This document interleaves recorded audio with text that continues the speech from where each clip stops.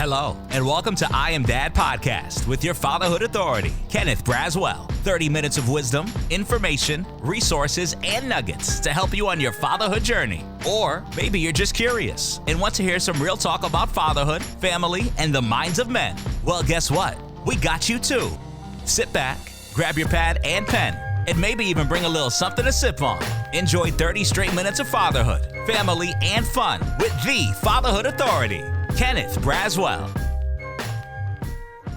Hey, welcome to I Am Dad Podcast. I'm your host, Kenneth Braswell, and today we have another great podcast for you on a subject matter that is dear to many of our hearts. If you were around on October 16th, 1995, some 27 years ago, there was this little event that took place in Washington, D.C. called the Million Man March. Social and traditional accounts said that there was only 250,000 or so people there, but I was there, and that's a lie. There were clearly million, if not some folks have said 2 million men were out there that day. But the feeling and the aura of that day is undescribable. And we're going to talk a little bit about where we are today after 27 years of that historic march for Black men in particular, but for the Black community in general. And I have two great guests with me today. Both are my brothers. Both are champions in this space for Black male achievement and youth development for Black children, and champions for Black families, and great friends, brothers, husbands, and dads in their own rights, in their own spaces. So proud of the two of them, and so proud to call them both my friends. First, Shawn Dove. For over 12 years, Shawn served as the Chief Executive Officer of the Campaign for Black Male Achievement, a national membership organization committed to improving the life outcomes for Black men and boys. Under his leadership, CBMA leveraged more than $212 million in national and local funds for Black male achievement, and grew to include nearly 6,000 individuals and 3,000 organizational members across the U.S. Now, he is the CEO of the Corporation for Black Male Achievement, continuing the work of youth development, motivating professionals, community building, and advocating for children and families. And he is also currently the author, congratulations, on the recently released book, I Too Am America. Let's say that one more time. I Too Am America. Learn more about his work at www.dovesoars.com. And then my second brother, David Miller, Baltimore native, has received international acclaim for Dare to Be King, What If the Prince Lives, a survival workbook for African-American males, a thought-provoking 52-week curriculum teaching adolescent males how to survive and thrive in toxic environments. Currently, a PhD student in the School of Social Work at Morgan State University with a concentration on Black fathers. David also has written several children's books, including Khalil's Way, The Green Family Farm, Gabe and His Green Thumb, and They Look Like Me, a coloring book. And David is also the inspirator for me writing my books. And so I have 4 books on the that he should be co-inspirer for me writing those books, as well as a graphic novel that I've been hanging on to and holding on to for the last 2 years that I need to get off of my desk and out into the public stream. Gentlemen, how you doing? Doing fantastic. Grateful to be here. And as I am just looking at the screen, you two brothers have just been impactful in my personal and professional life over the years. So happy to be here. Good morning, man. Anytime I can hang out with you two, man, I know it's going to be a great day, man. So looking forward to the conversation. Let me be clear that this podcast could probably be 3 days if we were teasing apart everything that we've learned since we all met each other to where we are today. But I want to specifically lean on the fact that this is the 27th anniversary of the Million Man March. And I want to just review a couple of frames of thought that were permeating back 27 years ago that tended to be kind of the core subject matter as it related to Black males. And I think why Minister Louis Farrakhan was motivated to actually do something. One of the things that was going on back in 95 was the tension between the hip hop field between the East and the West. We had just not too long ago, before that, lost two of our champion young Black men, both Biggie Smalls and Tupac Shakur. I think our communities were struggling back and forth with each other, with a regional divide between the East Coast and the West Coast. There was a lot of conversation back then about the impact of the crack epidemic and how that was impacting our community, based on how that spun up in the 80s and continued through the 90s. There was also a lot of conversation about the number of Black men who were caught up in the criminal justice system. I believe the number back then was 1 out of 4 Black men were caught up in some level of the criminal justice system. The other thing back then was this huge myth about the number of Black men in college versus in jail. And there was this myth that there was more Black men in jail than there were in college. And Jenks Morton, filmmaker, did a great job in dispelling that. And him and Dr. Ivory Tolson picked up that mantelpiece to begin to correct the conversation around where we were as Black men. Fast forward 27 years, what we now know, what research has said about Black men, particularly Black fathers, that we are the most engaged fathers in the day-to-day activities of our children of any other cohort in this country, including white fathers. That is Pew Research and Bureau of Census Research. So it's on the books. This other thing that I've discovered that I've been wanting to figure out how to talk about is that it is a myth that Black men don't vote. Over the last 40 years, there is a 10% differential between men and women voting across cohorts. And Black men are right in that space. We vote 10% less than Black women do, but so do white men, so do Latino men, so do all other cohorts of men, except for Asian men, vote at 7% less. So they're a little better than we are. But this notion that Black men don't vote is a lie. We show up just as much as anybody else shows up.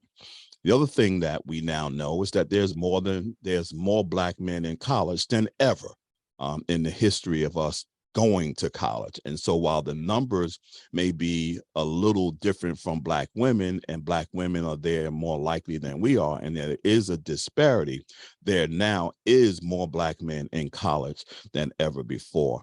And then the last thing, and this is a testament to both Shawn, you and David, and others in our space of work. And I think David made a statement. I interviewed David, I can't remember when we were doing this work, Shawn, around the Moynihan Institute. And remember, I was charged with going around the country and interviewing all of these people about the Moynihan Institute and how it had changed, how it had changed over 50 years. And when I interviewed David said something that stuck with me when he said it, and it has stuck with me, and I have repeated it several times. And David said that if we stay focused on the work that we were doing, that we can turn our communities around in 10 to 15 years. I never forgot. I got that on tape. He said that day, and we're about almost 9 to 10 years into that statement. And I think that if you look across the scope of Black male achievement and Black fatherhood, we have, to a certain extent, taken the hold over Black myths and stereotypes as it relates to Black fatherhood. I think we have now overwhelmed the public with positive images. There are great guys out there, Matt Pressberry, Dear Fathers, and other organizations who are killing the internet game as it relates to Black fatherhood. You got hip hop artists, Lil Baby, and you got others who are talking very transparently about not only their fathers, but them being fathers. Commercials are now showing fathers in a more positive light, and a lot of conversation around Black fatherhood is taking place around the country. And I think that the two of you and others started and ignited that some 27 years ago. And I think in that space, we're in a good space. If the two of you could talk to me a little bit about some of the changes that you've seen in the space of Black men, particularly in Black fathers, over the last 27 years since the Million Man March. I'm going to defer to the good Dr. Miller, and I'll follow him. So thanks, Kenny, for that crisp opening, kind of framing the conversation. You know, as you've indicated, I think there's a greater awareness of the data that Black men as a cohort are more involved in our children's lives than in any other group. And I think the manifestation of that is what we're seeing in terms of images. I'm always pleased to see so many efforts to promote the best of what it means to be a Black father, to promote Black excellence. And I think from a multimedia standpoint, since the Million Man March, I think that we are seeing, that even more. I also think that there's a greater degree of transparency among Black men who are willing to be vulnerable, to talk about things like publicly, even when you talk about, media personalities and athletes, talking about things like the kinds of relationships that they had with their fathers and father figures growing up. And then also, which is a really big one for me, is Black men being more transparent about mental health, talking about anxiety, talking about depression, talking about the great experiences that we've had in therapy. And so I don't think that we saw a lot of that kind of transparency 27 years ago, particularly around our role as fathers and fatherhood, and definitely as it relates to health, mental health. More men are having conversations about prostate exams and making sure that you get your annual, physical. All three of us, whenever we go get our annual physicals, we'll post that on social media to encourage other brothers to get your prostate checked, check your blood pressure, get your blood work. So again, I think particularly for me around imaging and perspectives and vulnerability related to fatherhood, and then anything dealing with men's health and mental health, I think I have seen over the last 27 years a greater degree of transparency. And I think a lot of that came from the brotherhood that we witnessed at the Million Man March. Yeah, I would echo everything that David said, Kenny. One of our mantras is that, becoming masters of our own media and telling our own stories, right? In 95, there was this counter narrative of Black men and Black boys being super predators, right? There was the wave of the crime bill, right? And yes, there were challenges and differences within our community, but highlighting the forces outside of our community that kind of served as kind of divisive tools, right? And so one of the things I would lift up is the word love and the willingness, and David talked about the vulnerability for increasingly Black men to drop masks, drop false pretenses, and to look at another brother and say, I love you, to be vulnerable. I need help with loving myself. I have seen that, and I'm just grateful that I have come of age in a generation, because our fathers and certainly grandfathers, but our father's generation could not show any perceived signs of weakness in asking for help.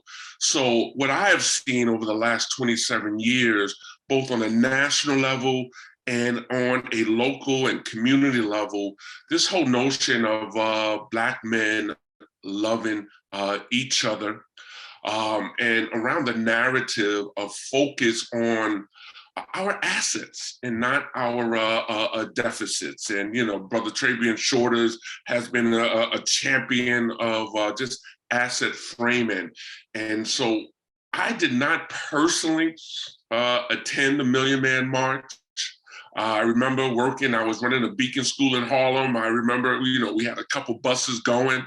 It was my day to hold down a fort and, you know, have the community center open. So that was like one of my regrets. But the Million Man March for me was more than, and I'm sure for you all too, it wasn't just that day.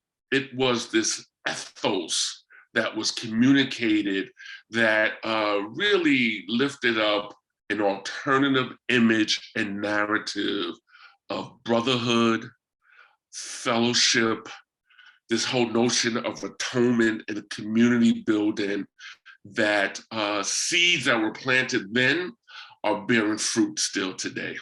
Mm-hmm. Mm. When you look at the last 27 years, you know, all three of us now have children that are entering college or have also gone through college. I think one of the narratives that was not talked a lot about 27 years ago in the Million Man March narrative was fatherhood. I don't remember a lot of conversation around addressing Black fatherhood back then.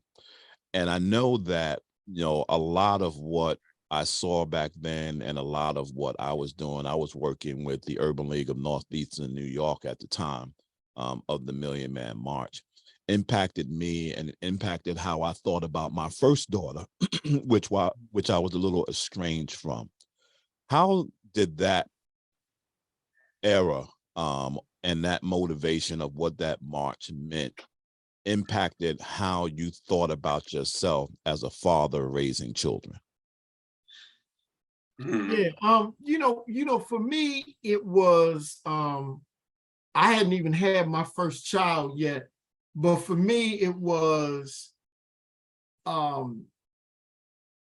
just really thinking about what my parents had done for me in terms of, you know, just laying it all on the line for me and realizing that you know, given, you know, what I've gotten from my family and given the magnitude of the Million Man March and all that the Million Man March was trying to accomplish, that there was some, you know, I'm gonna be real transparent. I mean, there were some vices that I still had, you know, back then.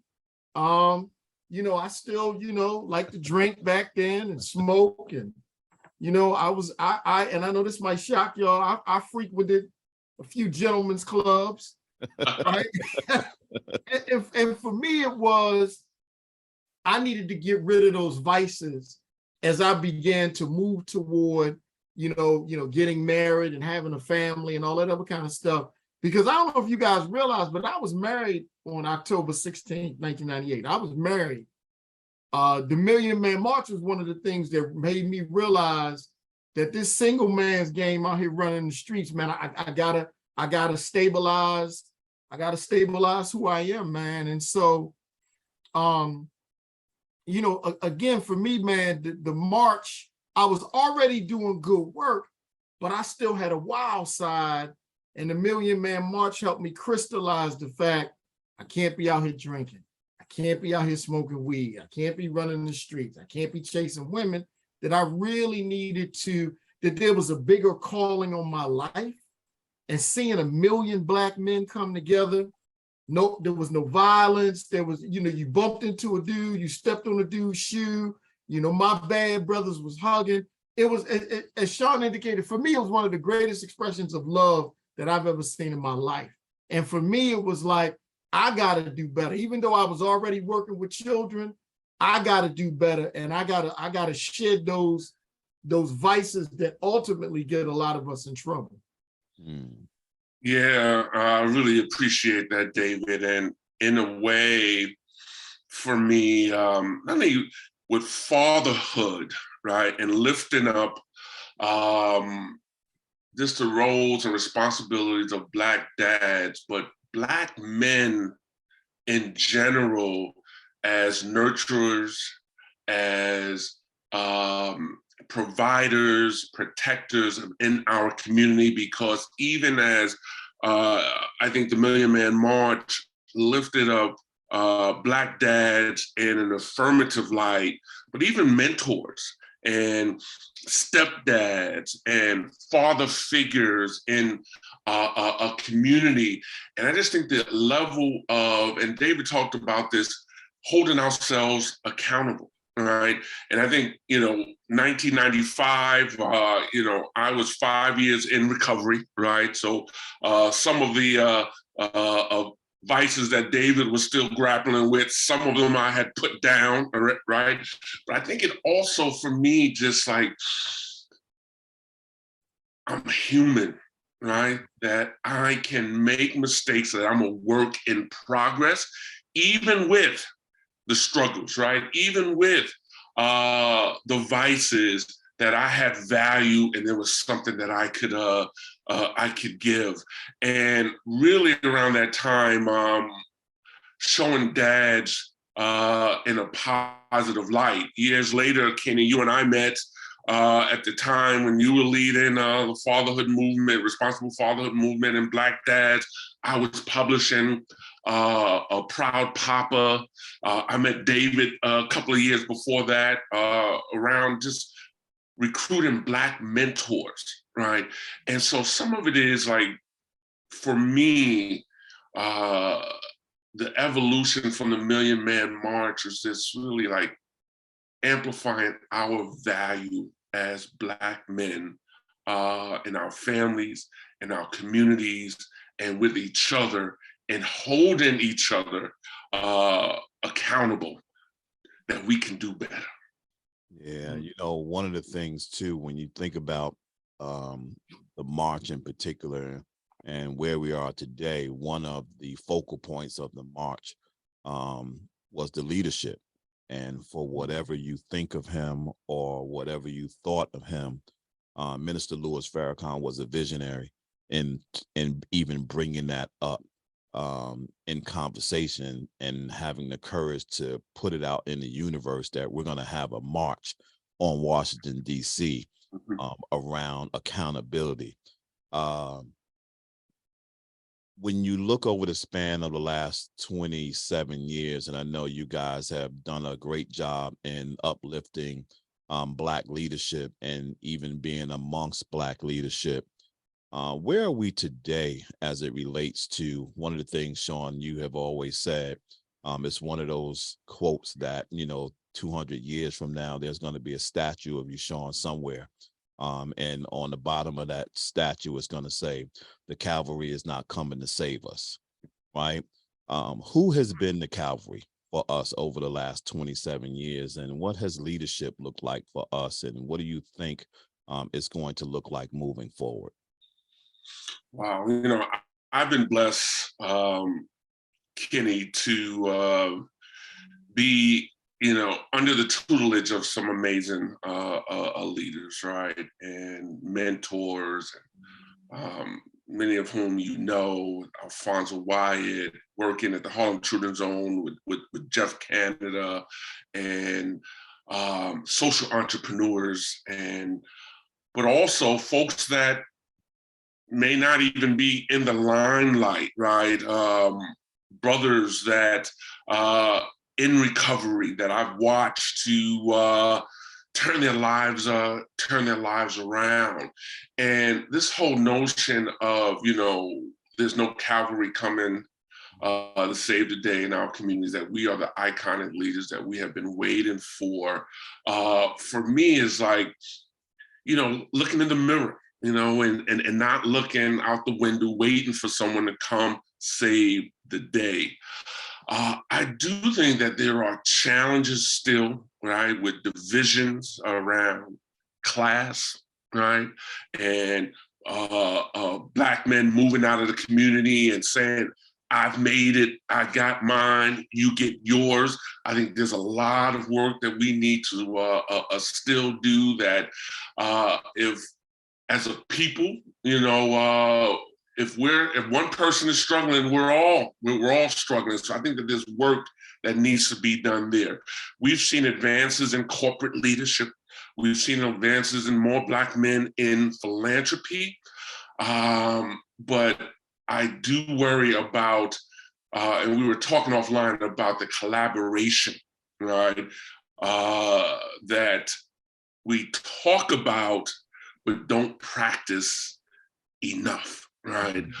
When I think there's still work for us to do across social economic lines for us coming together and building, because my superpower can help yours, be added to your superpower, right? And so I think the economic mobility, the mental health, and physical health, and areas of us being champions there are some leadership issues. I think we still have a ways to go. Mm. I've been inspired, y'all, by sort of the depth and breadth of young talent, young leaders, young brothers and sisters that I'm meeting along the way, who have all of the intangibles, but are looking for mentorship from folks like us and others that can help them navigate the landmines and the pitfalls. I think when we look at what's happening to the Black community, I think focusing greater energy on this younger cohort of leaders, helping them understand things like how to start a social enterprise, how to scale up a social enterprise. You working with, I had this conversation with somebody yesterday, you working with 20 boys is admirable, but we need you to work with 250 boys that first year. And then how do we scale that up to 1,000 so we can see some sustainable change? And then how do we do a better job of documenting success? And so I'm really inspired by the talent pool that I'm seeing. I get frustrated when people talk so bad about millennials and younger folks, but they are our children. We produced them. That's right. Right. I mean, we constantly have all of these negative things to say about the younger generation, but we produced them. I'm always inspired. Put me around some young folk.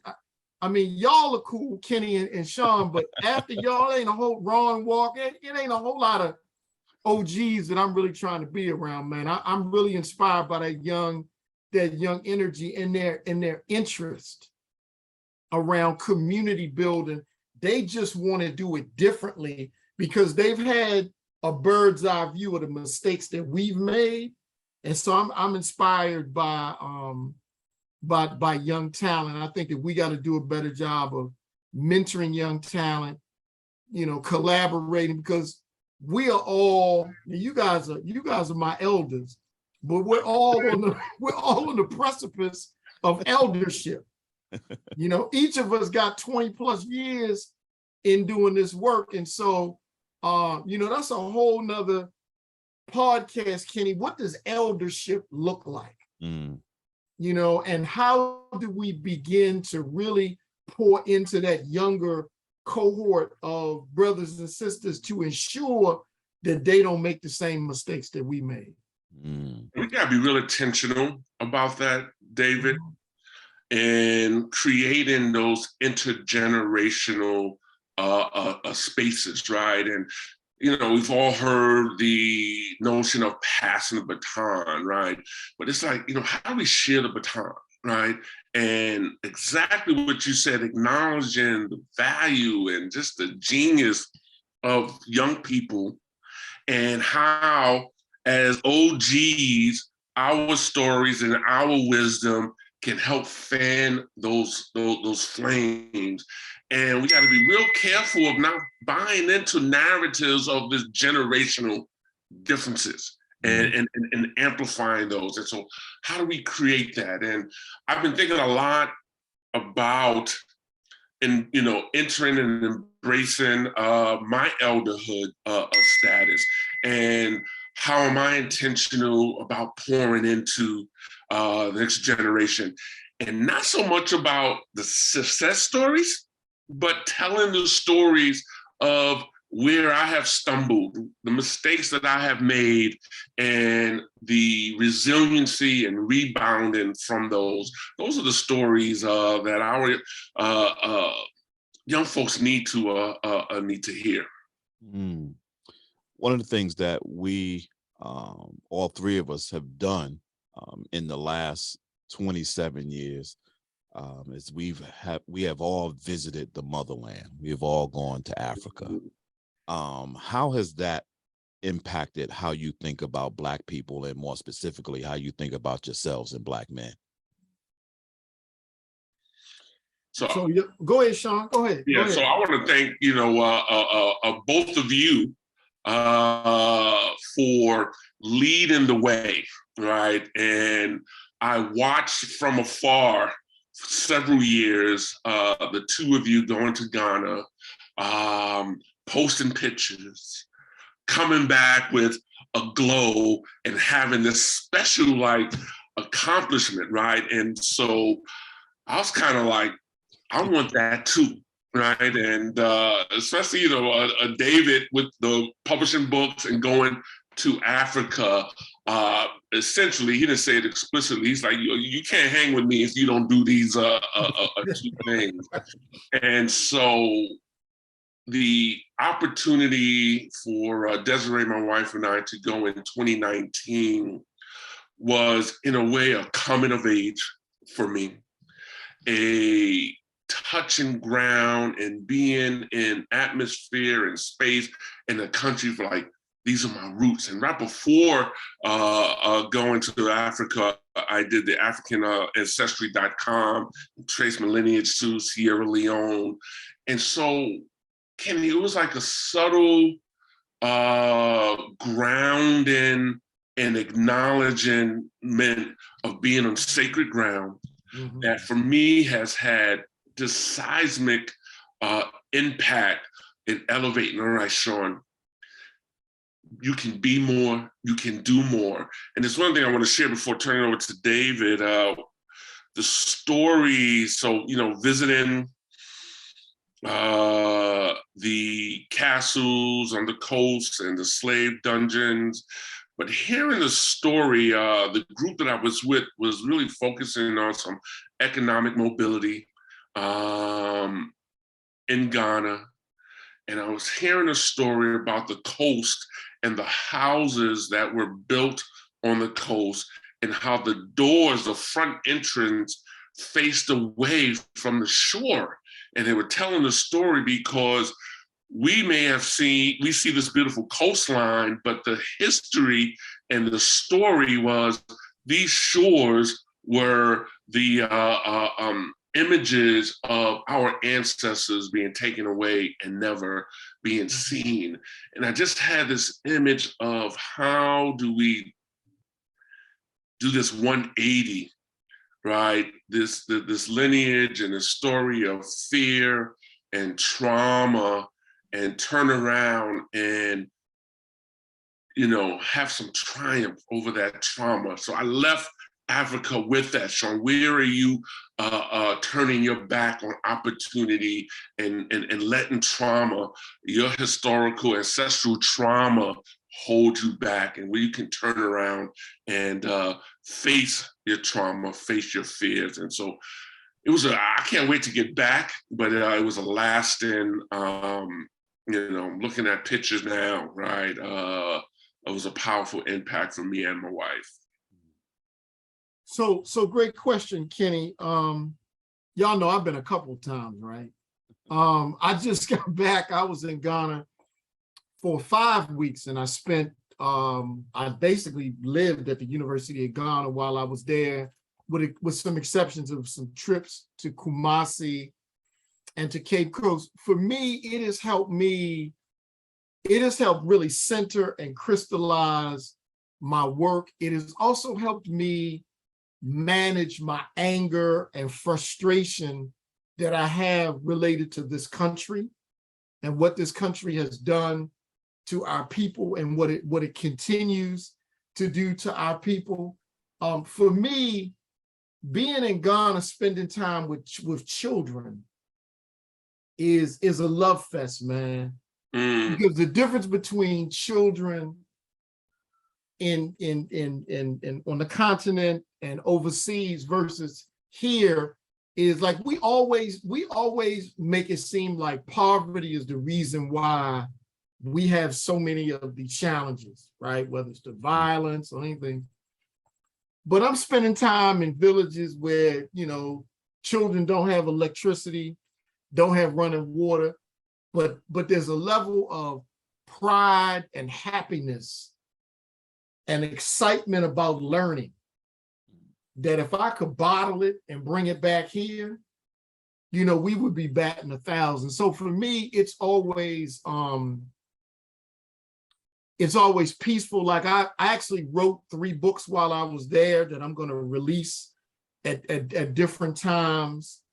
But for me, man, it's the highlight of my year, and I'm going to be spending even more time there, because for me, spiritually, I need it. Because being in this country, man, is managing the toxicity in this country. And then for me, like most Black men, struggling with your own mortality. I don't feel safe in the US. I don't feel safe in any city in America, given the racial politics of this country, given the interpersonal challenges that we have with each other. But when I'm overseas, I'm not struggling. But I'm always aware, but I don't feel like any harm will come to me. And so for me, it reduces my level of anxiety. I'm not worried about being carjacked. I'm not worried about somebody putting a gun to my head at the ATM machine. So for me, it reduces, my level of anxiety by 50%. Yeah, love, safety, and belonging is what you described. Yeah. For me, it was, really beginning to understand that poverty is a mindset. Because we can get so caught up in the aesthetics of what we own and what we have over here and describe that as poverty, when in the motherland, those things have no value to dignity, self-respect, expectation, legacy. Those are the education. Those are the things that matter to folks in Africa. And I think that we've kind of, in America, lost our way with respect to those things that matter for us as a people. And so as we close this thing out, because we're rounding the corner, I want both of you to kind of share with me what lights your fire today about Black fatherhood. What makes you smile when you think about Black fatherhood? Number one is on a personal level, this is the journey my children are on, and the journey that I continue to be on with them. I like to say we're all adulting, and what lights my fire, Kenny, is being able to give and be for my children that, for whatever reasons, I was not able to experience myself and my relationship with my dad, right? And knowing that through personal choices, we can break cycles, right? We can break generational cycles. So that lights my fire. And on a more broad way, being the father figure for so many younger people over my career, you know, having people reach out to me on social media who I was like, who are you? And they're telling me, you were a father figure during this season, like in the 80s or the 90s. You did this for me. And I was like, wow, didn't even know that, right? And I'll close with this before passing over to David. Is the summer of 2016, I spent a week in Greensboro, North Carolina, at the Beloved Community Center with Joyce and Nelson Johnson. You know, they're kind of like godparents in the movement for me. And we had spun off from the campaign for Black Male Achievement. I came back renewed and refreshed. And within a week, Alton Sterling was murdered by the police in Baton Rouge, and Philando Castile outside of Minneapolis. And I just had this moment of like disillusionment. Up until that point, I still thought and believed on my watch or in my lifetime that I was going to contribute to the ending of racism and the change in this nation. And I realized, like, Shawn, this ain't changing in your lifetime, right?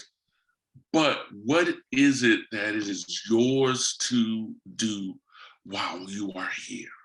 And as a father, pouring into my children, but pouring into the next generation and next leaders and getting focused on that. And that's what lights me up. That's what it excites me, and just sharing my stories and my wisdom with the next generation. Thank you. I would, man, Shawn said it, man. You know, this notion of being a village dad, you know, being a dad to so many, and it's more than a mentoring, you know, relationship. It's you know, it's I got you, you know, I might even lend you some money. That's another conversation right there. But being this village dad. Other things for me, y'all, is, and I know y'all notice, I've been in a new season as a son. I'm taking care of my dad, which is, you know, some days it's challenging, but it's for me the greatest expression of love that he did it for me. And now that I can do it for him. And then my three amazing children. I mean, most people look at me, they don't think I'm old enough to have, you know, children in college or out of college, but my two youngest are in college. You talk about Greensboro, Shawn. I'm going down to Greensboro next week. My baby girl is at North Carolina A&T.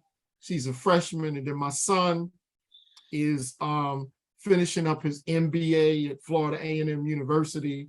And then my oldest daughter is, she stopped going to school, but hopefully, you know, she's going to go back, but still doing, you know, great stuff. And so for me, just watching, you know, my children, and I got some godchildren that I really need to start, you know, stepping up and doing more with, because I think, you know, going back to one of the earlier questions, you know, you asked Kenny about the Million Man March. One of the greatest takeaways for me from the Million Man March was we got to strengthen families, man. I mean, all of us got family members that are living raggedy. So we got to, I mean, many of us spend so much time pouring into the larger community. We got cats in our families that are living wild, you know, and how do we build legacy so that each generation of Black folk, we don't have to start over, whether it's financial legacy, whether it's a legacy of volunteerism and giving back, whether it's a legacy of, you know, entrepreneurship, a legacy of all of the folks in your family become homeowners, and then give those homes to their children. So, you know, this whole notion of legacy building within family is something that I think about all the time. Man, thank you so much to the two of you for sharing your hearts today. You guys are a blessing in so many ways that you are unaware of for so many people, including myself. David, I'm looking at that picture over your back and I'm like, I took that picture. You took I'm like, that looking at picture. it. Whenever somebody walks into my office, they look at that picture. You know, I mean, it's a Gordon Parks-esque kind of photo. That's from Kenny Braswell's studio. And then I'm looking over your shoulder, Shawn, and one of the things I picked up, my office is laced with Muhammad Ali posters from the work that we did with the Rumble in Louisville, Kentucky. And I'm so excited, and we won't let too much out of the bag in terms of what we're talking about for 2024. But I think that's going to be epic. I think it's going to be million man marches when we do that, when we do this project. And so I'm extremely excited about this. Again, thank you guys for being a part of I Am Dad podcast. I'm your host, Kenneth Braswell. This is Dr. David Miller and Dr. Shawn Dove, my brothers in the spirit, in the real, in the heart, in the hood, and anywhere else we tend to be. Thank you so much for being who you are and have been in my life. And I love you both. And as our good friend Bishop Ferg says, there's absolutely nothing you can do about it. You can do it, brother. Love you, brothers, dearly. Love you too, man. You guys be safe. Thank you so much for taking the time to spend with us. You've been listening to I Am Dad podcast. We hope that you have been informed, encouraged you to think, or even inspired your heart for the love of dads. The conversation does not end here. Come back and join us next week. Same time, same place. Or you can continue the dialogue on our I Am Dad Facebook page. We also invite you to listen to past episodes, learn more about us, and keep up with special activities by visiting IamDadPodcast.com. That's IamDadPodcast.com. Until next time, I leave you with this reminder of manhood from 1 Corinthians chapter 13, verse 11. When I was a child, I spoke as a child. I understood as a child. I thought as a child. But when I became a man, I put away childish things. Because of this reminder, I will always understand that I am dad, period.